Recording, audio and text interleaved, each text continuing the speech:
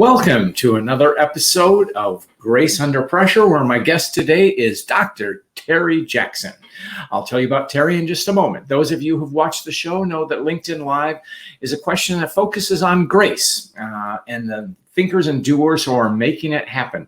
Grace Under Pressure is what focuses on what's too often revealed as the soft stuff, the caring, the connecting, the commitment we feel toward others. And grace for me is generosity we show, the respect we give, and the compassion we demonstrate. And when you do it as a leader, like Terry is, especially during our tough times, it requires the ability to act for others and encourage everyone around us. Welcome, Terry Jackson. Thank you, John. It's an honor and a pleasure to be here today with you. Great. I want to tell folks a little bit about you. Dr. Terry Jackson is an experienced and dynamic executive advisor, thought leader, and organizational development consultant. He is a member of Marshall Goldsmith 100, an executive advisor and coach who's worked with lots of different organizations, including the State Department. And his purpose and passion, and Terry has a lot of passion, is improving the quality of life. He served as a professor in the undergraduate and master's degree, and he's also, which he does right now because he's on client site, he's the co-founder of Jackson Consulting Group, and he works with strategy, people, and processes, and performance improvement, and a lot more. People call Terry visionary. I know I do. And he's been working in this field for 25 years. He holds a Ph.D. in leadership and organizational change. And he works in leadership development, diversity, inclusion. And he's got a great way to help companies not only grow and develop, but guess what? Grow their own business. And I have my favorite Terry Jackson story is that he played basketball in high school with one Michael Jackson. Not sure what happened to him, but I know Terry's with us today. Welcome, Terry. Welcome, John. And I'll make one correction there. I don't know if Michael Jackson played basketball in high school, but I know Michael Jordan played basketball. I knew as soon as I said that, you got me. So tell us so you did play against Michael Jordan. Oh. Yes, I've actually probably met Michael when I was 10 years old, and we knew each other because we played ball against each other. And he was a phenomenal ball player always. He could always get to the hoop and stick his tongue out. But in high school is when he really took over. And that's when he became the Michael Jordan that we know of today. But there's an interesting story about Michael Jordan being cut from his high school team, which is actually a myth because he was never cut from his high school team. He was 6'2" at the time, and the guys who were the juniors and the seniors were much better than Michael at that time. And so he's recanted that story since then, but the myth is still out there that he was cut. He played junior varsity basketball that year and went up to the varsity team later that year. So he was never cut. Great. Terry, I just got a call. Can you boost your volume just a little bit here? So, yeah. How is that? That's better. That's great. Okay, good. So Terry, crazy times we're living in. You deal with a lot of executives in different sectors. What are you hearing? What's in the landscape? So there are 4 words I'm hearing. Actually, 5 words: alignment, urgency, pace, ambiguity, and uncertainty. Those are the words that are on everyone's mind. Nobody knows really what to do. Ambiguity is the big one, finding clarity. So when somebody comes to you and say, Terry, we're in this unclear and I need to talk to my team. And what advice do you have with executives dealing with ambiguity, the great unknown? So, you have to embrace ambiguity and uncertainty. You have to continue to move forward regardless. I give the analogy of being a deep sea diver, right? At some point in time, you get in the middle of the dive and you can't see anything, but you know that there's a destination, and that destination is when you hit the floor. So when you hit the floor, that's when you know the destination. You have to keep moving by embracing ambiguity, embracing certainty, using counterintuitiveness to continue to move forward. Great. Now, those 5 words you gave us, are they not tools to gain clarity when you specifically alignment? Yes, absolutely. They are tools to gain to gain clarity, because it's going to be alignment around purpose, right? The why. Why do we exist as an organization? You know, there's a great question when people having a conversation and there's not clarity around it. The question is, let's remember why we are here. Let's remember why we are here. That brings us back to purpose. It brings anyone back to purpose. And so it's always about the purpose. Great. You know, sometimes I'm glad you emphasize purpose. And sometimes I know, and it's an area that I work in too, but don't we take it for granted? And when you hear that, what's your response? We do take it for granted. And I will say that we take it for granted, but I think it's not clearly understood either. You know, the purpose is the why, as Simon Sinek said. It is why you exist, what you exist to do. And I don't think that many get that it's really about your existence. Cool. I want to show you have an organizational model that I'd like to bring up here. And let's talk about this for a second. You call it the 11 Ps. Yes, the 11 Ps of transformation. It's in a book that I authored, and I found it to be very interesting and very applicable. Well, right in there, you have it anchored with, at the bottom there, driving everything, is purpose. So let's pick a couple of those Ps that you think we overlook or need to focus on. So, you know, we always talk about plans. We always talk about processes, right? I think sometimes we underestimate the P for people, you know, people power. Mm-hmm. Everything happens through and with people. You know, no person is an island. And an organization is made up of individual peoples who make a collective, who work toward a common purpose. What about one that jumps out at me, Terry, is perception. What do you mean by that? Yeah, that is an excellent question. It's the lens through how we see the world, right? Or how we see the organization, or how we see our marketplace, right? That perception has to be consistent with that of the organization, because that's the purpose of that perception, right? So we have to be able to see if our perception is consistent with that of the organization, or we have to be able to make that paradigm shift to shift our perception of how we see it in order for us to best serve our organizations as well as community. Great.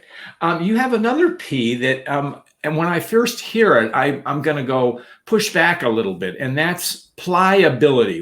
What's going on with that one? Pliability is basically how flexible or adaptable or agile you are as a human being, as an employee,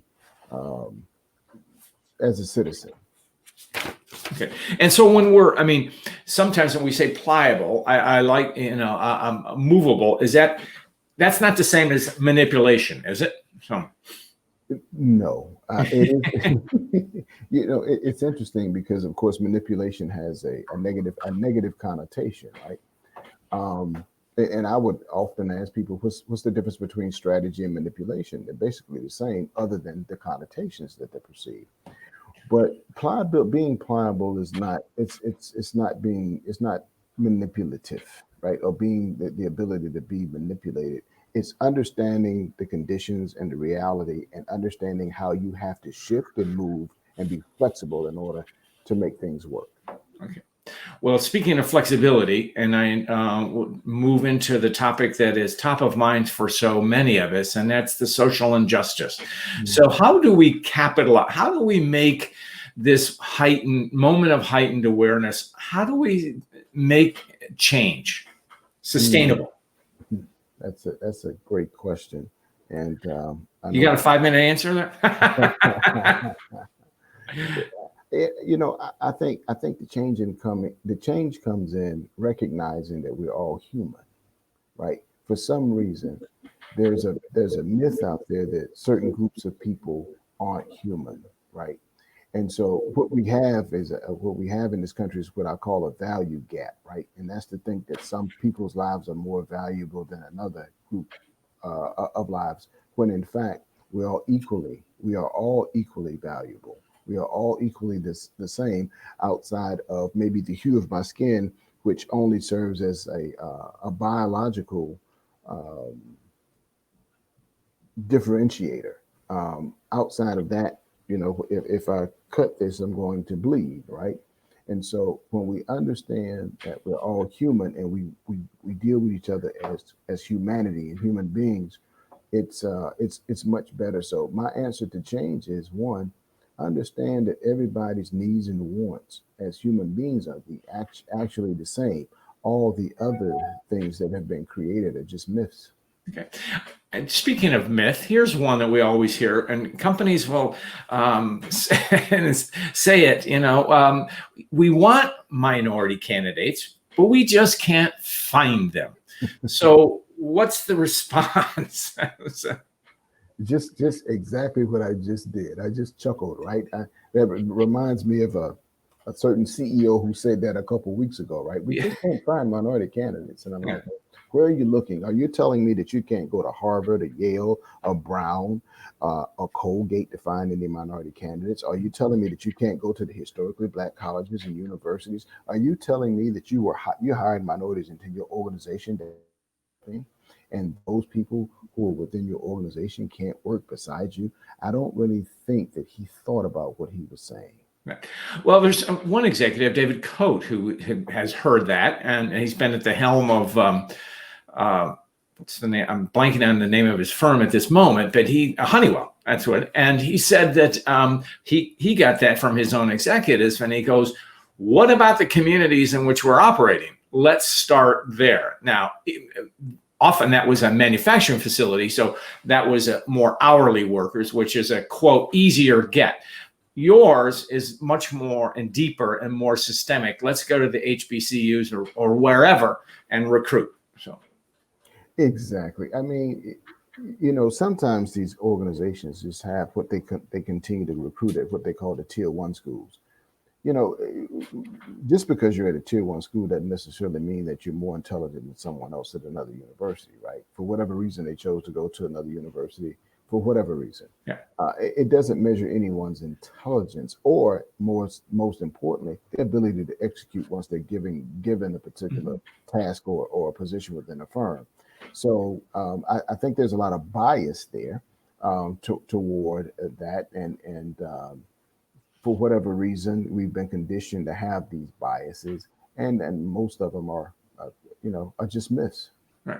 I'm glad you touched on bias because it's a topic that I've been willing to confront. And I know myself, I consider myself open-minded and equality-minded and all of this. But if I look in the mirror, I know I'm biased. I know I have these things. And it starts, if we want to change, it begins with ourselves, does it not? So Absolutely. But you have to look within first. That's where the first change happens. You mentioned earlier that I was on a client site, right? And I remember one of the clients asking what was the first deliverable of transformation. My response to him is the first deliverable of transformation is you. You have to commit yourself to be willing to see the world differently and how you do your job differently. I like that. It reminds me of an old cliche where a CEO had heard an inspiring presentation, actually delivered by a colleague of mine, about culture. And he turned to his aide and he said, "Culture, I want it. How are we going to get it?" What's kind of a lack of awareness that you already have a culture. And so that might be a form of bias, might it not? So, yes, it is a form of bias. Good. Yes. As we look at developing talent within any talent within an organization, there's a wonderful article, and I sent it to you, about it's a great sports story about black ball players in the majors mentoring generations of it. And it's a great concept for all of us of mentoring, taking people under our wing. So I feel, but what I think, and I'm going to flip this to you, Terry, what we always talk about mentorship and finding it. What about the obligation of the mentee? What's your perspective on that? The obligation of the mentee is to listen well to the mentor, take advice, openly communicate, and be transparent with their mentor. That's the only way that a good relationship can work, right? Is transparency, and be willing to accept whatever critical advice may come your way, simply because you know that the critical advice is actually intended to make the person better. Good. And, and it's work on both sides, is it not? I mean, I've heard people brag sort of that I'm a mentor, but like, what does that mean? It's not a resume thing.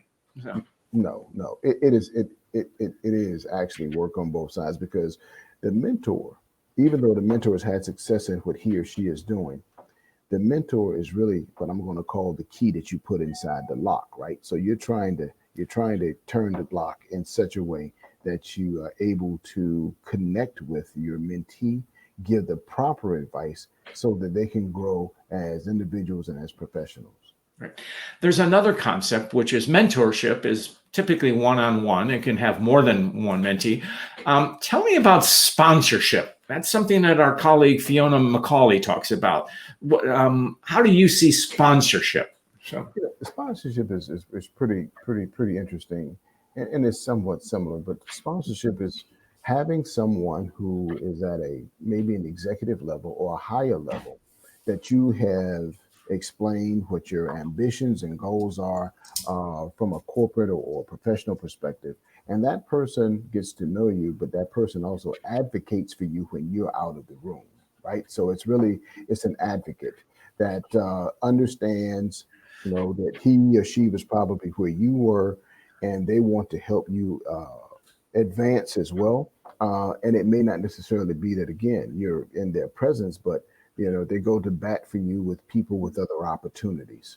And that is very powerful. And it's worth repeating when they talk about you outside the room in a positive way. Like let's give Jane an opportunity. Let's give Robert this, and I think he can do it. And then there's a discussion too, because is there not? Because people go, well, I worked with Jane before, and you go, no, and have that honest dialogue. Am I correct? Absolutely. So it's really about when a sponsor is talking about you, it's because whoever made the introduction has actually vouched for you, given what your successes have been, what you've accomplished. And so they have a kind of list of what you're able to do, and that you will be the right person for the position or the opportunity. Diversity and inclusion are watchwords of today. And, diversity is one thing, and I think companies are better at it. But why do so many companies, do you think, organizations fail at inclusion? Is it just what we've been talking about? So, well, it is, because if we take a look at our society, for the most part, outside of being in the workplace, when we go to our respective homes, many people still live in, I guess, segregated or excluded areas, right? There's not a great deal of, and so we get it in the workplace, and we may get it in school, but the majority of the time we don't get it in our neighborhoods, right? And so there's still a misunderstanding of others, and so that inclusion is not happening as it should. Right. And I know in talking to Black colleagues of ours, and they talk about, I'm going to use the word friction in the sense of, maybe the word is code speak. You have to be one way in the corporate environment and another way with your counterparts, and that's stress and strain, is it not, Terry? I mean, I would agree with you, and I like to use the word chameleon, right? I have to be able to shift whatever the environment may be. My articulation and my diction is totally different in the corporate setting as if I were home or around some of my friends that I grew up with. And so that does create a lot of stress. And what it also prevents, we always talk about this thing called authenticity, right?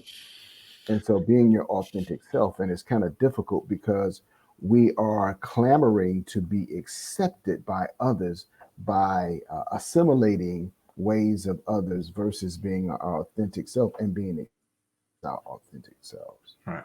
And it's the challenge of that it's wearing. And I think that I will say, as a white person, I'm oblivious to it, and shame on me, but I've become aware of it. And so what advice would you have for well-intended colleagues? How can we be more collegial? How can we be more of ourselves, if you will? So, I'm gonna go right back to what I said earlier. If I see you as a human being and your needs and your wants being the same as mine, I'm gonna treat you like you want to be treated. I'm gonna treat you humanly. And so if I treat you humanly, then I expect you to treat me humanly, and we get past all the other conditioning that's that we've been given. well, that comes down to one of the as you know, in my book, Grace, the R is respect. And our respect really is looking, in some ways, it's the benefit of the doubt, looking at someone with an open heart. Mhm. And that can be difficult, I think, in organizations, especially if you, what we were talking about with sponsorship, assume the best intentions of others. Okay. Mhm. And then I say, if I'm advocating for Jane, and they'll say, well, I worked with Jane once and it wasn't, and I'll go, wait a minute, let's not take that as gospel here. Let's explore that. And what circumstance was that?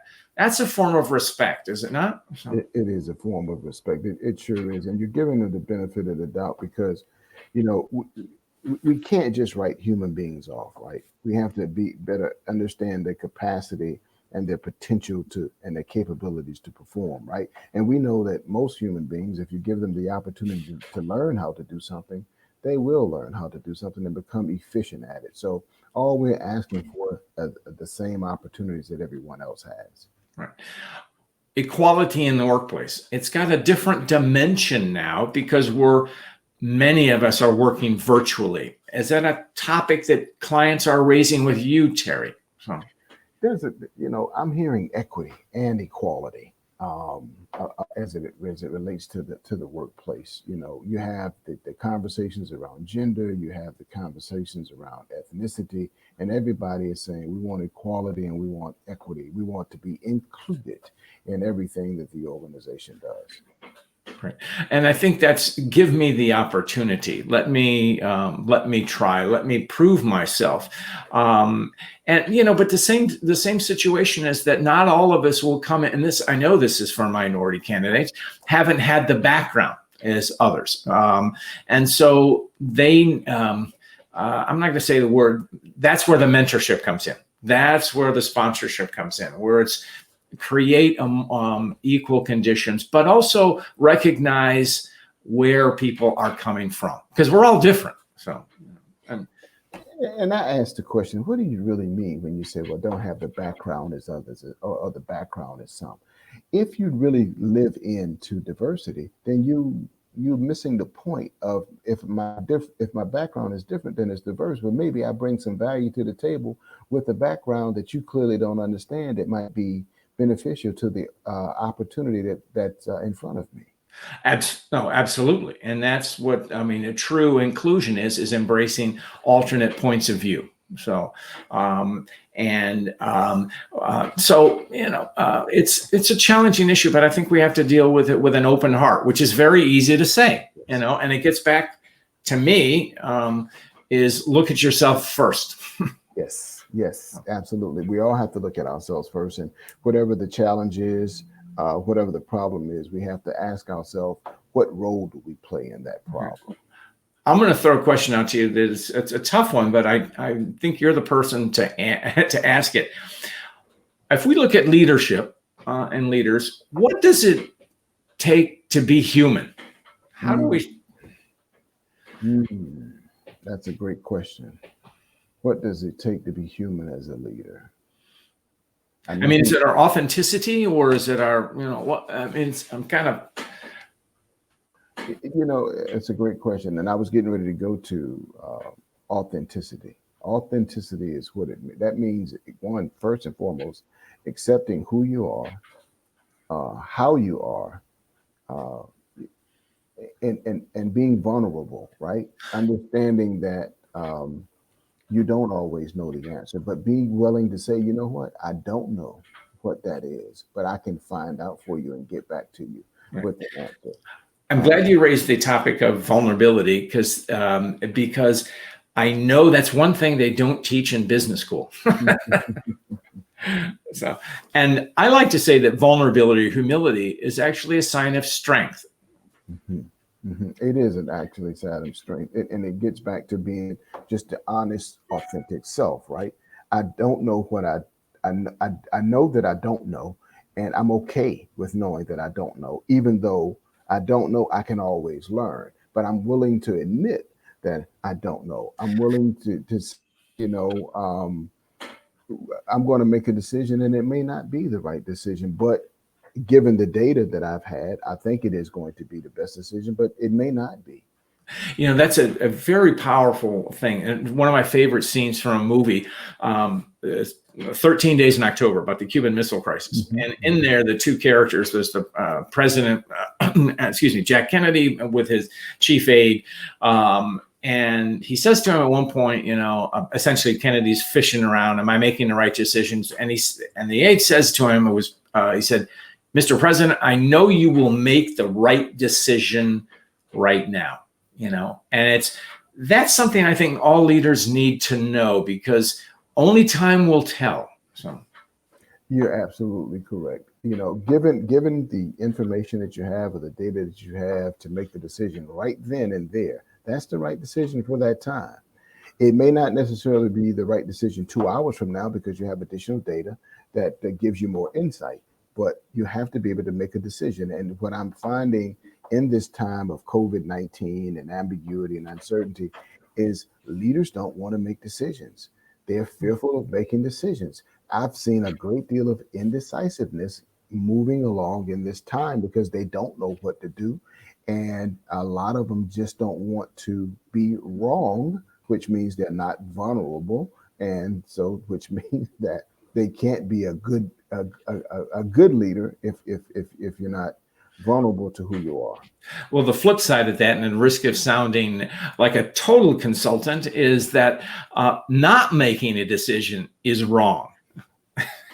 Absolutely, and no decision is a decision, and that's what they That's have true. to understand as well, right? It's, no decision is a decision. You might as well make a decision and be willing to understand what the repercussions may be, or be willing to take the win, if you will, if it is a successful decision. Another concept that is top of mind now, and I think it's one of your first 5 words, is empathy. Tell me how empathy plays out. So, well, you know, going back to just being human, right? Empathy is that I can put myself in the shoes of someone else and understand and feel what they are feeling. So if I can do that effectively, then I'm going to make decisions in such a way that I'm going to take others in consideration, because I know that the repercussions or the rewards are going to be the same for me as it is for that other individual that I'm being empathetic toward. right. And I think that's what you nailed down. Is it's one thing to have sympathy. You know, we see something and we feel sorry. Empathy is what you said, the ability to put yourself in the shoes of another and feel it. But from a leadership standpoint, and you articulate, is what am I going to do about it? How am I going to right the wrong or make it better or do the best I can? Would you not agree? So I agree 100%, because leadership is really about doing the right thing. And the right thing may not necessarily be the popular thing, but it is the right thing to do at the time. Yeah, sometimes being right can be a very lonely place. Yes. So I'm just fishing here. So do you think that maybe a hesitancy for leaders right now is that a fear of making decisions, is they don't want to be any more, if they make the wrong decisions, they're going to be even more isolated? Or am I fishing here too much? So. I think you're right. You know, leadership is a position of isolation as we know it, because they really don't have anyone to really bounce their ideas off of, especially if you're a CEO. And so, and as human beings, we're not beings that are who like to be isolated anyway. We like interaction, right? And so I think some people and some leaders fear making a decision for fear it might be the wrong decision, and more isolation may occur as a result of that. Great. Terry, this has been a great conversation, but I want to ask you the question I ask every guest. Do you have an example of grace that you would like to share? So, an example of grace that I would like to share. There's some guys that I know who, for whatever reason, life hasn't given them all that they've desired. And, in reading your book, Grace, one day last week, I saw them in a different light than I'd ever seen them before. They were the same person, but my perception had actually changed. And I began to realize how much I have in life. I began to realize how blessed I am and that I have more than I ever need. And so what I decided to do is I didn't like the look that I saw, the clothes, the shoes. I decided to take the gentleman shopping to buy him clothes and shoes. I did the same for his brother. And it was only not because I was trying to show that I had more resources. But again, in reading your book and following you and understanding, more about grace and what my obligation is to my fellow human being, it was just the right thing to do. Oh, what a wonderful story. Doing for others. That's really what it comes down to, and grace is that catalyst. It's a gift that comes to us, no strings attached, and what we do with it is up to us. And what a wonderful story. Yeah, I honestly say, of course you hear the song Amazing Grace all the time as a kid coming up in church, but you gave me a better understanding of grace as I read your book. And so that made me reflect on a lot of things, and I'm just honored to know you and honored to have had the opportunity to read the book and just honored to serve, hopefully in a graceful way. Well, you are, my friend, and boy, did you flatter me. So thank you. I'm honored to know you because I know you are a force for good. Mm-hmm. And people talk about you with respect. They talk about you outside the room, Terry, and it's in a good way. So anyway, you've been a great guest. With that, we're going to close it out. Thank you. Thank you very much, John.